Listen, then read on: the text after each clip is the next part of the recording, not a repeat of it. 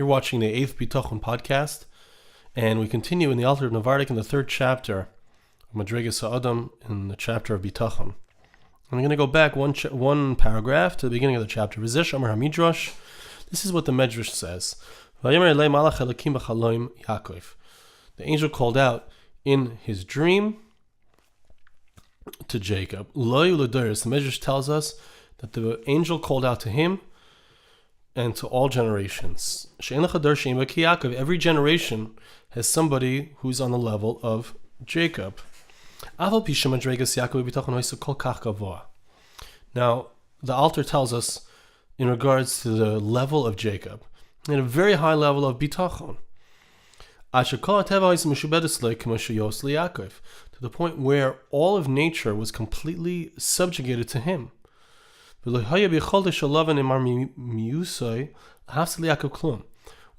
of Lavan's wiles, all of his trickery, he could not cause Yakov a loss at all. All of Laban's efforts couldn't accomplish anything. Even though if everything would have run naturally, Laban would have won. He would have won out. But since nature also was subjugated to the will of Yaakov Avinu, to his benefit, therefore all the efforts of Laban did not have any effect at all. Even though from a natural standpoint things should have helped him. We find that it's clear in the Torah that Lavan changed his paycheck 10 times. This was part of the trickery of Laban. After he had already said to him that the animals that have stripes on them, those are the ones that will be your paycheck. He changed it from that after the animals had already conceived, and changed it to the ones that would have spots on them. Since Laban thought that for sure he understood that from the fact that the blessings were coming upon him because of Jacob, he knew that already. So he also knew that God was on his side. So if he would say that all of the animals that had stripes on them would belong to Jacob, so many of those animals would indeed get those stripes. So he figured once they already have the stripes, once they're already conceived, so now I can switch what I'm going to pay him, and I'm going to end up with the most. So at that point he switched it to the spotted ones. With his mind he judged that once they already had been conceived as the ones with stripes, they couldn't change at that point to have dots. And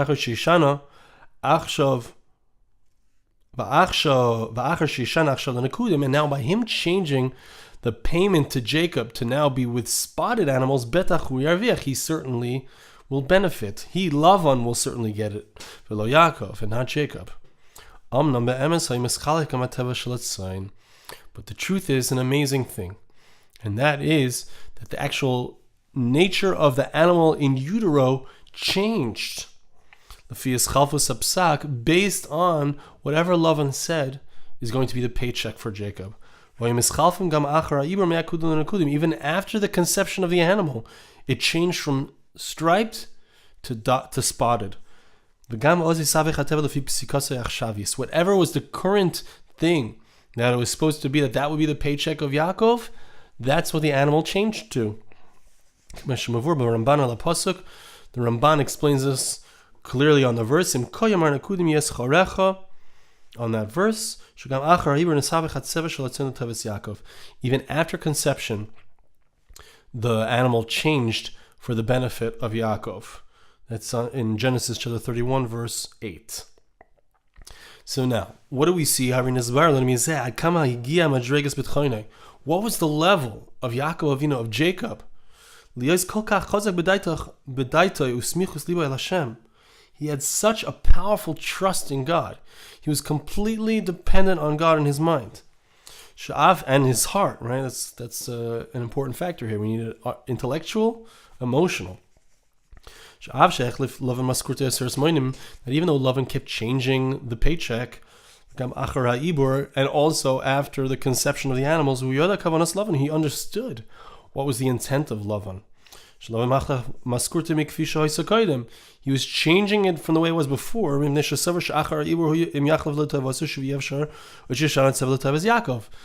like we said, Yaakov understood that. Yaakov understood that Lavan was doing this because he thought it couldn't change.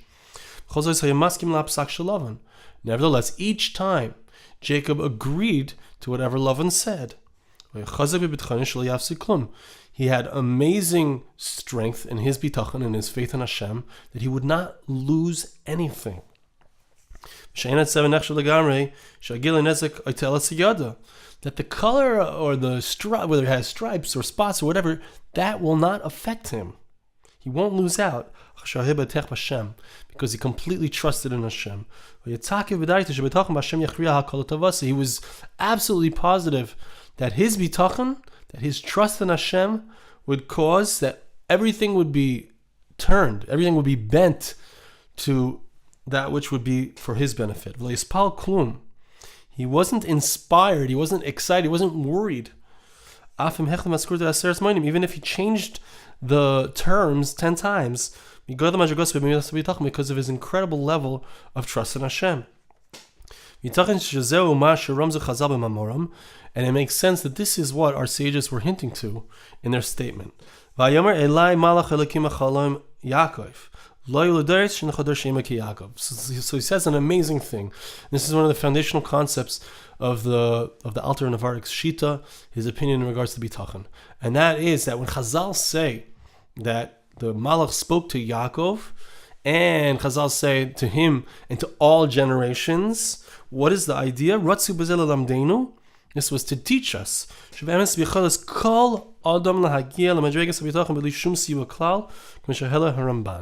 it's possible for every person, all people in all generations can reach this level of bitachon in Hashem, of trusting in God without having to do any efforts.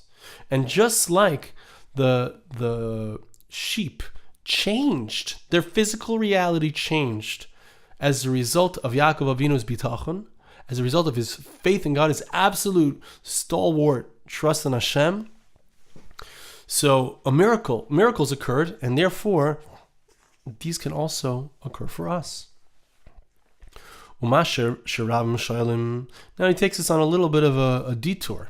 He says this that many people ask. If Yaakov Avinu was so sure about his faith in God was so strong to the point where he had miracles that things were changing, and the actual physical nature of the animal was changing. We find the verse tells us that he took these pieces of wood that had on them spots or stripes, whatever it was, and he put them in front of the eyes of the female sheep as they were about to be impregnated. So why did he do that? What was the idea behind it? So classically, this is just important to understand, classically we find in Chazal that whatever a woman sees right before she conceives, or in this case an animal, a female animal, whatever they see, it affects the uber, it affects the fetus, what it will look like. And of course, we don't know today, we know it has to do with the genes, but perhaps it is affected by what is seen. We know that often a child looks like the husband. Why would that be? Because that's who she sees. So this is what he did. He put these pieces of wood that had spots or stripes on them. But why did he do that? If he trusted in Hashem, why was he trying to play with it? There's no greater effort when you talk about, if you want to talk about putting in effort, maklos, putting these things in front of the animals, is clearly an effort that would, according to the science of the time at least, and perhaps even it's true even today, it will affect the animals look like. It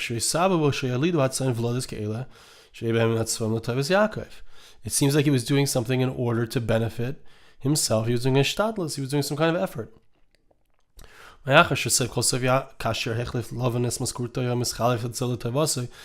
If it's true, like we're saying, that each time it would change for the benefit of Yaakov, so it's going to change anyway, so why did he bother to do it? According to Ramban, this happened after it was changing afterwards. It was changing after the animal was conceived. So then it's certain that it's not going to help anything to do some kind of natural putting this piece of wood in front of the animal. In any event, we need to understand, why would he do it at all? On his level, he shouldn't have done anything. He shouldn't have put in any efforts. It's completely unnecessary for someone who has full bitachon in Hashem, who has full trust. What does it help him, since it's against bitachon completely?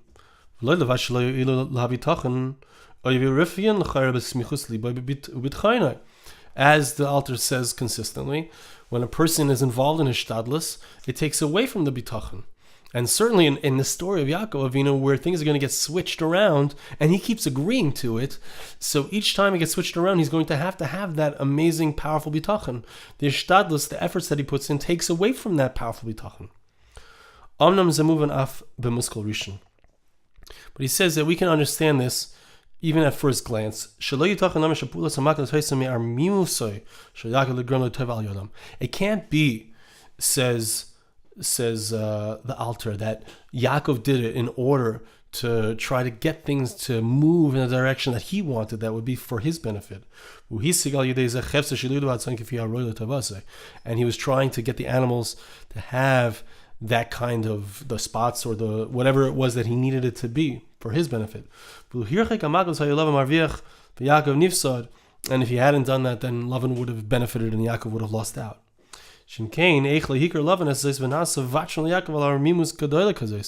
How could Lavan not have noticed or realized that Yaakov was doing such a great trick? He kept changing things. The Rambam says Yaakov, he kept trying to figure out ways to trick Yaakov, to take away his paycheck.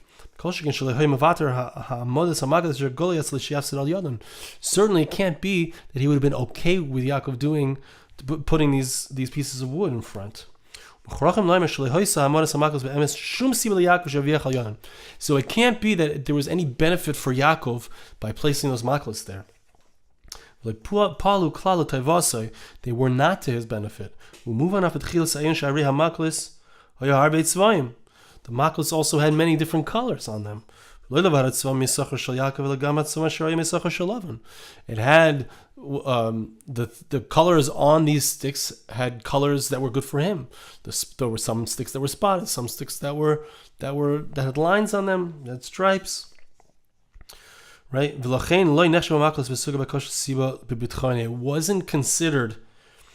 It wasn't considered something that was trying to help him, some kind of efforts that he was making. And even if it would have helped to give him the advantage, it wouldn't have helped anyway, because he kept changing that which is going to be the payment. It can't be that was the purpose of them. He kept changing it many times. He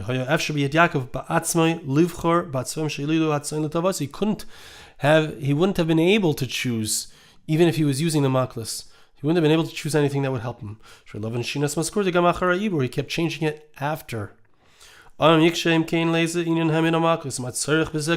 he need it for? So we've run out of time, but the answer that he gives is that it was part of his efforts. Yaakov Avinu, because of his bitachon, because of his amazing, powerful trust in Hashem, and this is an important point, he wasn't afraid to do that which was good for Lavan. He was putting up those maklos because that would cause the animals to produce better. It would heat up the animals. It would cause them to go into heat, and it would cause them to be ready to be impregnated by the male animals. So he was actually doing something which was simply his own job. He was just doing that which was appropriate and correct in order to, make sure that the animals would be ready to be impregnated. So he was doing his job. Lavan was not a good guy. And Yakov knew that. Lavan was trying to trick him. But Yaakov was so strong in his bitachon that he didn't withhold himself. He didn't hold himself back from doing his job properly for the very person who was trying to trick him. He knew. And this is a foundational idea. When someone has proper bitachon, they know that which is going to come to them, that which is coming to them, they're going to receive no matter what. No matter what, they're going to get it.